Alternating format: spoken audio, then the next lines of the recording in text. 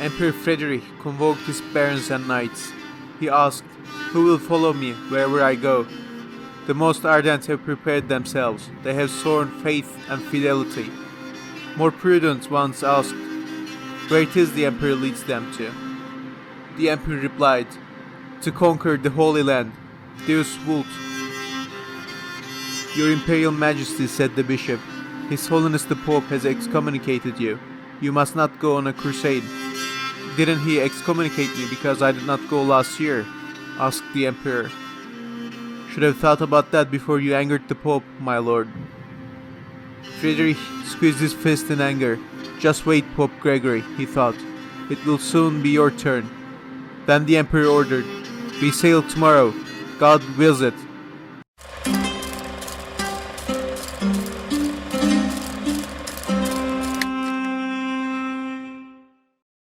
It has been 7 years since the utter Christian failure in the Fifth Crusade, and 8 years since Emperor Frederick II of the Holy Roman Empire vowed to go on a crusade. For many years no one seemed to remember this promise. It has all changed when Pope Gregory IX became the Pope in 1227. Gregory was an ambitious pope, and his political desires clashed with Frederick's, who owned vast domains in Italy. Thus Pope Gregory started bringing this issue to the question and started pressuring Frederick. These worldly disputes were not the only problems Frederick had with the Pope, however. Frederick was a known religious skeptic, especially for his time, and a great admirer of the Islamic culture. He was fluent in Arabic and enjoyed company of many Muslims in his court, preferring their friendship to that of Christians. Emperor Frederick could not resist the papal pressure for long, and finally started making preparations for a crusade. That year he married Princess Isabella of Jerusalem, gaining claims to the Holy Kingdom, which was only on paper as Saladin conquered the city decades ago in the name of Islam. Following his marriage, however, Frederick remained in Italy, preferring to negotiate with the Ayyubids from distance rather than sailing with a large army as Pope wanted. Sultanate of Ayyubids were fighting a civil war, and Frederick intended to achieve a diplomatic victory. He signed an alliance with Sultan al-Kāmil of Egypt, who promised Frederick Jerusalem in return of emperor's help against his brother, the governor of Syria. This, however, did not endear Frederick to the Pope, who was more interested in taking the emperor down than any victory in the Holy Lands. Frederick and his army marched to Brindisi to sail, though at the end he ended up staying in Italy, using his sickness as an excuse. This gave the Pope the golden opportunity he has been waiting for. Gregory excommunicated the emperor for not keeping his word and remaining in Europe. Frederick was well aware that the excommunicates could not go on a crusade, but if he had stayed in Italy, he would remain excommunicated and tarnish his reputation. Pope Gregory was actually hoping for Frederick to not go on the crusade, as he could use this as an excuse to dethrone the emperor and make gains in Italy. Emperor Frederick, however, was an experienced politician and was aware what the Pope was up to. Thus, in the spring of 1228, he finally set sail to the Holy Land with about 10,000 men. He had taken the Grand Master of the Teutonic Knights and his Arab advisors with him. Pope Gregory excommunicated him once again, calling him a pirate for going on a crusade, and immediately after started working against him. Frederick meanwhile arrived in Cyprus, which was held by Christians, and sent his marshal to negotiate with the Sultan of Egypt, al-Kāmil. Frederick's marshal forced the local Christian forces to release all their Muslim captives as a show of goodwill. This and the secrecy of negotiations made the local crusaders suspicious towards Frederick. Their suspicion turned into an open opposition when Pope wrote letters to the Christians of the region, ordering them not to cooperate with the emperor. Knights Templar and Hospitaller obeyed the Pope's orders, refusing to work with Frederick. Meanwhile, Teutonic Knights stood with their emperor as the negotiations continued. On the Muslim side, nephews of the legendary Saracen knight Saladin were fighting for their uncle's realm. Egypt was ruled by Sultan al-Kāmil and Syria by his brother Sultan al-Muazzam. Frederick had made a deal with al-Kāmil. Jerusalem would be given to the Christians in return for his support against al-Muazzam.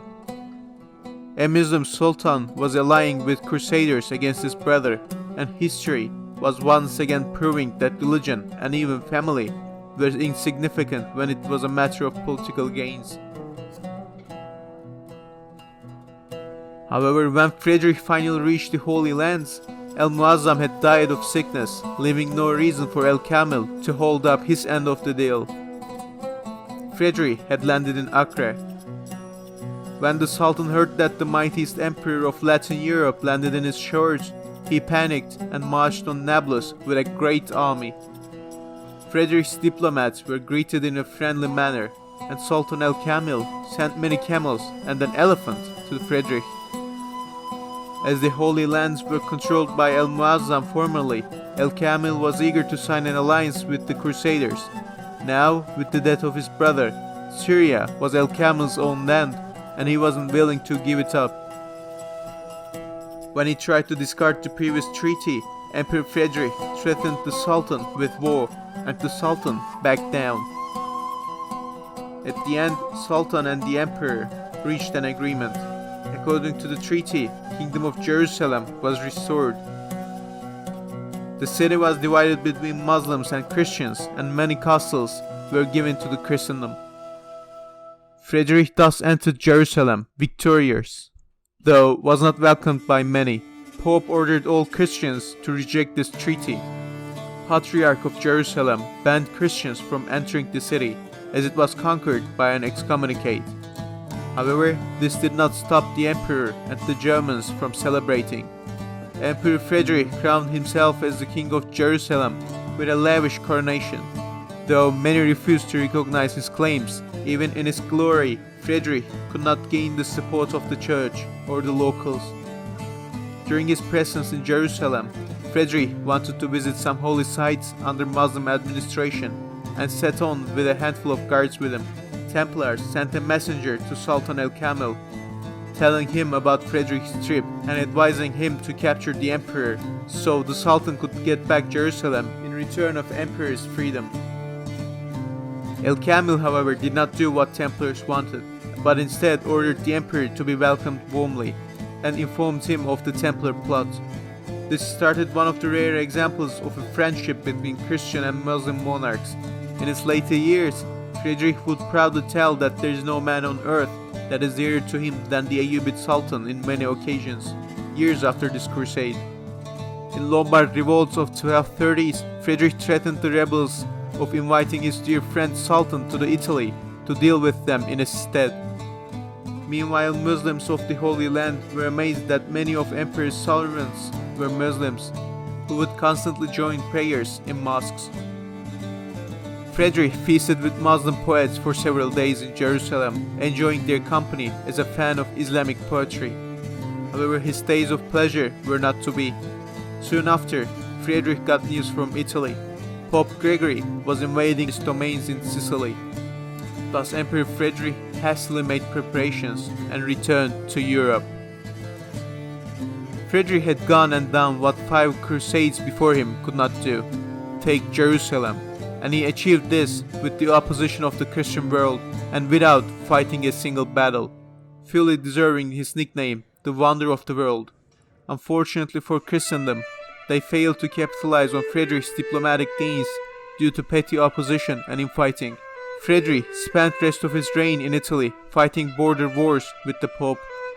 Meanwhile, lords of the Holy Land rebelled against the Emperor with the encouragement of the Pope. Jerusalem itself was retaken by the Muslims in 1244.